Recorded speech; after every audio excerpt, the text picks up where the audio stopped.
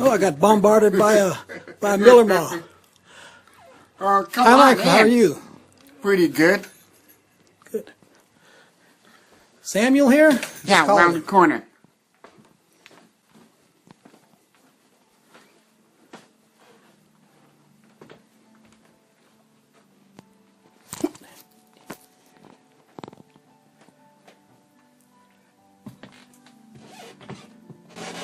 Oh, hi, Michael. Hey, Samuel. Thanks for taking time to talk to me. I appreciate that. Oh, no problem at all. Come on in, have a seat.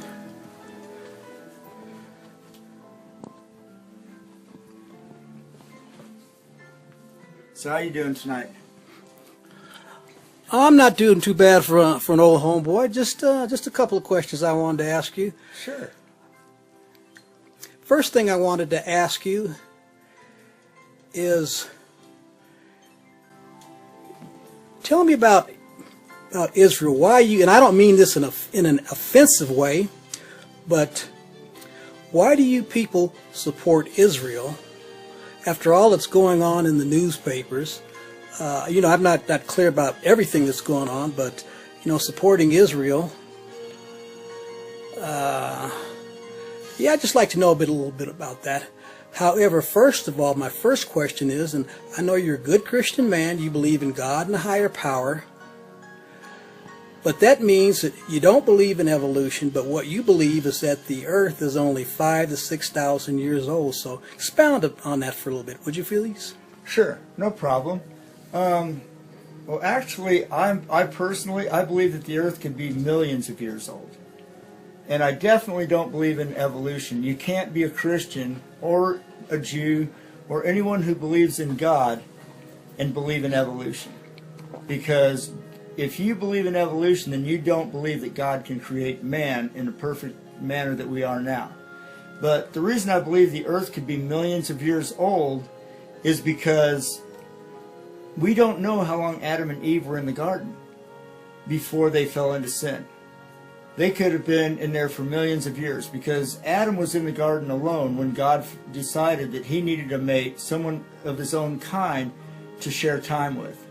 So Adam could have been in there for a million years by himself before God created Eve from him.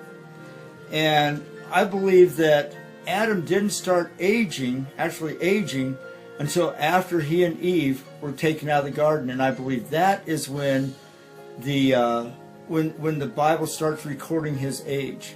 Okay, so excuse me for a second. It doesn't say anywhere in the Bible about anything of that nature, correct? That's very true. It doesn't say anything about how old the earth is or how long they were in the garden. So we really don't know. So the earth Adam and Eve could have been in the garden for millions of years before they fell into sin. That's very possible.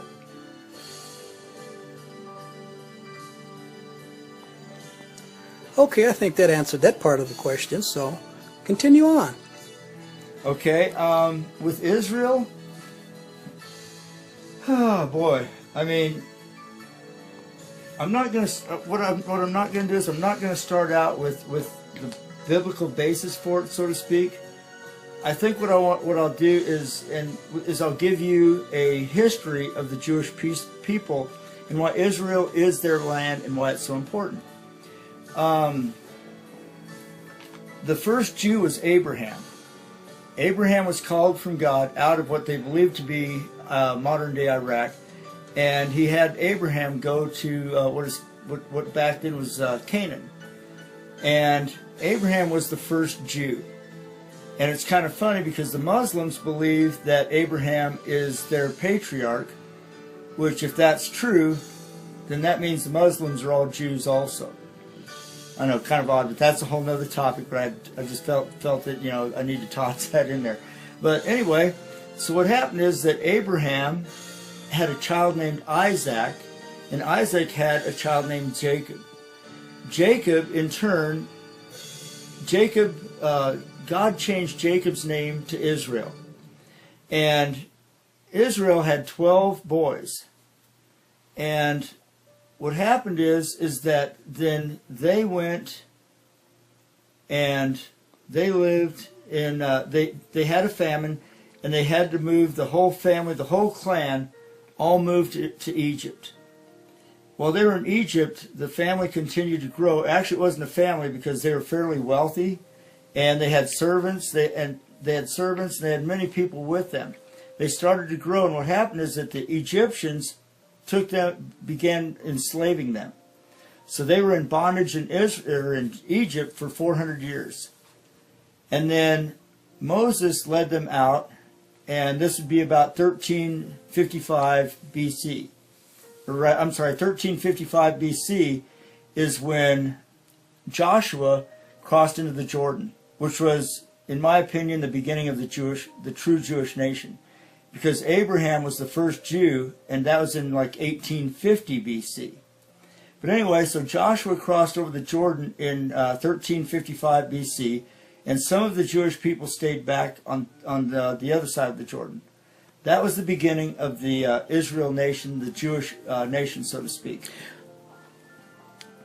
Okay, so what you're telling me is that at one point in time that the Muslims and the Jews were one accord? Oh no, there wasn't Muslims back then. Muslims didn't appear until 600 AD.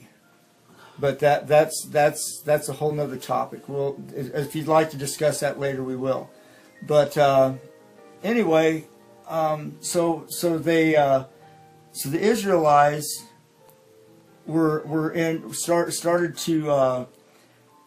started to expand into the land of what is now Israel. And in 1000 BC, David built the holy temple. David conquered the city of Jerusalem and made it the capital of all of Israel. He united Judah and Israel. He united the whole Jewish nation into one, and he used Jerusalem as their capital city. And in 950 AD, about 950 AD, Solomon built a temple to God. Before that time, the temple was a tent with fencing around it. So Solomon built a grand temple to God inside of Jerusalem. And then, and I won't give all the dates, but anyway, then Babylon came, they conquered Israel, and they took people captive. The thing was that not all of the Jews were taken to Babylon. And then eventually what happened is that the Jews were allowed to return back to Jerusalem, and they rebuilt the temple. And then what happened is that Alexander conquered the land. Alexander the Great. When he died, he had a general who took over that section, because all of the generals divided the land up that Alexander had conquered, and they ruled certain parts. And they had one general, and I can't remember his name, that ruled that section of Israel. And they put in a statue of one of the Greek gods. This caused the Jews under Maccabee to revolt and basically kick them out of Jerusalem and out of that area there. And then the Romans came in, and the Romans basically allowed the Jewish people, the Israelites, to rule themselves as long as they followed the Roman rules, the Roman laws, and paid Roman taxes. So also the Jewish, or the Holy Temple in Jerusalem was the only temple in the Roman Empire that did not have a statue of the emperor, because they worshipped the emperor in those days. The Roman Empire worshipped the emperor. Okay, I hope you can forgive my lack of ancient history and my lack of biblical knowledge, but the Romans defeated the remnants of Alexander's, in other words, the Greeks, correct? Yes, that's what happened. So, but anyway, the thing was that even though the Israelites had been taken to Babylon, there's always been Jews in the land of Israel since 1850 BC, when Abraham was there. Even though they went into Egypt, I'm sure that because Abraham himself, or Jacob himself, Israel himself, stayed back in what became Israel. He stayed in that land, and I'm sure that he had his servants in that also stayed. So I'm sure there were Jews that have been in the land of Israel since 1800 BC. So what happened then was in 70 AD, the Jews revolted against the Roman Empire, and the Roman Empire destroyed the temple and also Jerusalem. They completely destroyed it, and they either killed the Jews, or they made them into slaves and sold them off into slavery, or the Jews escaped into other nations around them, or some of the Jews were allowed to stay in the Roman Empire only if they would promise to bow down and worship the emperor, because they were into worshiping the emperor, and they also had so many false gods that they also worshiped. So that means that there were Jews that stayed that promised to worship the emperor. So again, the Jews were kicked out, so to speak, of Jerusalem and Israel, but yet there were Jews that were allowed to stay as long as they succumbed to the Roman Empire's wishes. Okay, was this Caesar, a succession of Caesars, or is this kind of off subject? Oh no. This would be during Caesar's time. As a matter of fact, this is Hadrian, I believe his name. Hadrian was the king at that time. Or Hardrick. Now I can't remember how to pronounce it. My mind just went. But anyway, King Hadrian, I believe, is how you pronounce it. And what happened is, after he destroyed the temple and Jerusalem, what he did was he wanted he hated the Jews so much that he asked his advisors, what could they name the land of the Jews? Because everyone at that time around the known world knew that Israel, even if they didn't call it Israel, was the land of the Jews. And he wanted to take that name away. So he asked them, what was the name that the Jews hated the most? So he found out that they hated the Philistines. The Philistines were the biggest enemy and worst enemies that the Jews had. And so what he did was he named that area, that landmass, he named that Palestine, which is the Latin word for Philistine. Okay, so then what happened is that the Jews were dispersed, but they always were in the land of Israel. And then the city of Jerusalem was rebuilt, and they would not allow the Jews back into Jerusalem. What they told the Jews was that you cannot return into the city of Jerusalem, but if you want to pray, what you can do is you can go to the outer wall, one of the remaining walls, and you can pray there. That's where the Wailing Wall is, because they were not allowed to go into the city proper, but they were allowed to pray at that wall. Okay, so we'll fast forward a little bit. I just want to give you a basic rundown on the Jewish nation, that there's always been Jews in that land since 1800 BC. So then, in 691 AD, the Muslims built the Dome of the Rock, and they built that on Mount Moriah.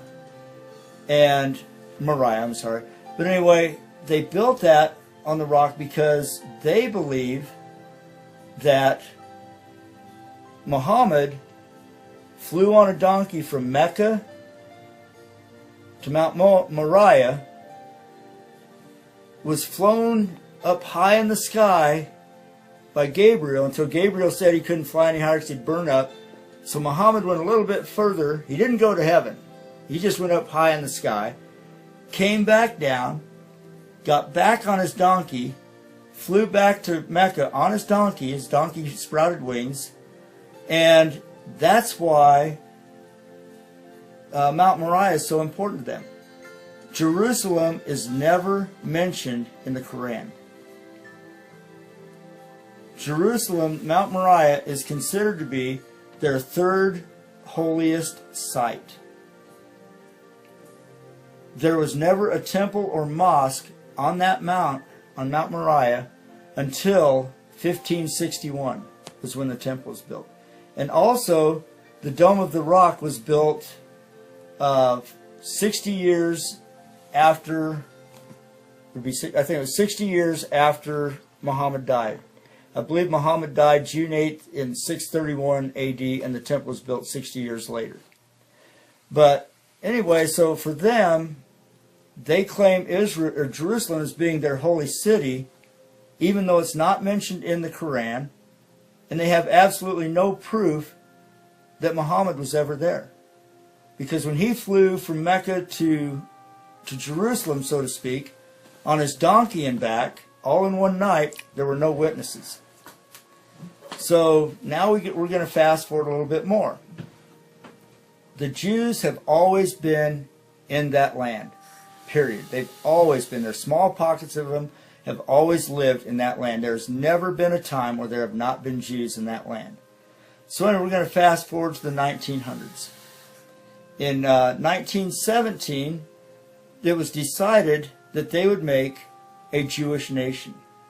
And I'm glad that we had talked earlier about Israel, because I do have some maps here